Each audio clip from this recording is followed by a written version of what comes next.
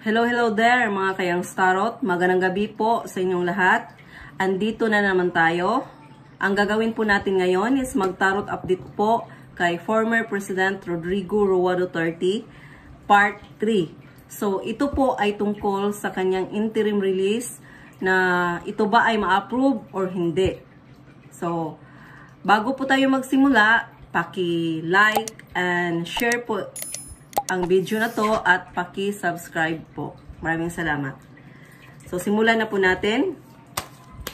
Ito ay Horseshoe Tarot Reading Update. So, makikita natin dito ang kanyang past influences, ang kanyang present situation, at ang near future, at ang mental at emotional state at incoming influences, at ang environment card, mga pangyayari labas sa kanya, either makatulong or makalala sa kanyang sitwasyon. At ito po ang advice card from the universe. Ideas, kung ano ang dapat niyang gawin or karapat dapat gawin para po siya ay makamit niya ang kanyang success. Ito po, ang last card ay outcome card po sa present situation niya. So, simulan na po natin ang past. Okay. So, alam naman natin sa past, so given na maraming nag-backstab sa kanya, maraming nag-ano sa kanya, yung manipula sa kanya, betrayal, lahat. About mouth, yung mga hindi magandang mga sinasabi sa kanya. So, alam na natin yon, hindi na natin palawakin ang pag-explain sa card na to. So, ito ang present situation. So, ano po ito? Ito ay Devil card reverse. So, ano po ang ibig sabihin nito? Release. So, ito po ay nag-signify na may nangyayari sa kanya ngayon para po mga pangyayari na favorable po sa kanya para po sa kalayaan niya. So, ito, yan po ang ibig sabihin ng card na to. Ang pagkakaintindi ko. So, ito, yung mental at emotional state niya. Dapat magkasama sila. So, ano po yung iniisip niya at nararamdaman niya sa sitwasyon sa ngayon. So, ito. So, high spirit po siya palagi. At mas lalo pong lumawak at mas lalo po yung paniniwala niya sa highest power ay mas lalong lumakas. At hindi po siya nawala ng pag-asa. Alam niya na sa puso at isip niya na may katapusan po ang lahat. At alam niya na malapit na po ito. So, ito ay ang near future. Papasok po ito ngayong buwan, June to August. Yun po ang range ng card na to.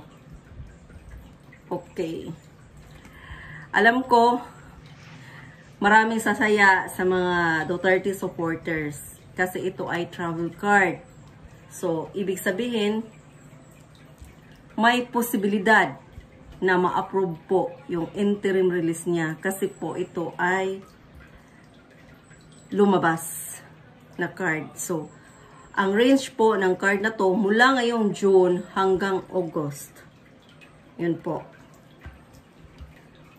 At ito ang environment card. So, ang environment card, mga influences po, labas kay Pangulong Rodrigo Roa Duterte. So, may mga tao pa rin talagang ayaw na may ginagawa sila yung nasa paligid niya, yung mga kanyang mga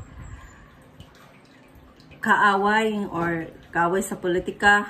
So, may ginagawa sila na hindi matuloy yung interim release. So, nakita ko sa card na to na para na silang natataranta.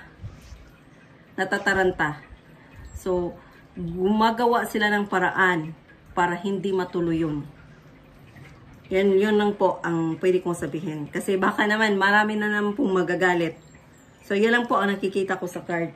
Kasi ito ay environment. So, mga pangyayari na hindi kay Pangulong Duterte, kundi nasa paligid niya.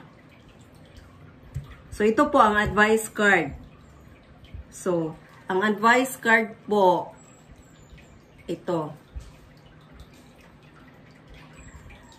Huwag matakot. Huwag matakot at huwag mawala ng pag-asa kasi malapit na. Malapit na po. Ito ay travel card. So, malapit na talaga yung pag-release sa kanya. So, dapat sa mga Duterte, lakasan nila yung paniniwala nila sa Diyos at hindi sila mawala ng pag-asa kasi ibibigay po ng universe kung ano man yung hinihiling nila. So, ito po ang outcome po dito sa present situation niya. Death. Ano po yung death? Ito ay hindi kamatayan, kundi ito ay katapusan. Katapusan po sa cycle. Cycle ng yung bad luck cycle ni former President Rodrigo Roa Duterte. So, ito ay ating ipagdasal na ito ay matapos na. Matapos na ang paghihirap ng mga Duterte at nating mga Pilipino. So, ngayon, may mga tanong yung mga clients ko, mga personal nila na tanong na ang pinaka-importante ay talaga bang ma-approve yung interim release po ni former President Rodrigo Roa Duterte. So, ito po. Yes card. Yes card. So, ang pangalawang tanong ay ma-approve ba ngayong June 2025 yung interim release niya? Yes po. May celebration po. Positive po siya. So, may isang tanong, yung isang client ko, tinatanong po niya na kung ma-approve yung interim release po ni former President Rodrigo Roa Duterte, saang bansa siya titira pansamantala? Ito lang yung kasi hindi kasi nilagay doon. Hindi nila yung nilagay doon sa saang bansa yun. Kasi para siguro sa seguridad ng ating former President Rodrigo Roa Duterte. So, yun lang yung isang tanong na ayaw kong sagutin. Ayaw kong itanong sa tarot card dito. Kasi para po sa seguridad niya.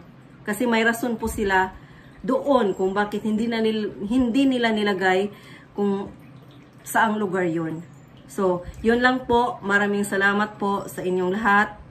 At sa uulitin, paki-like and share po sa video at paki-subscribe po.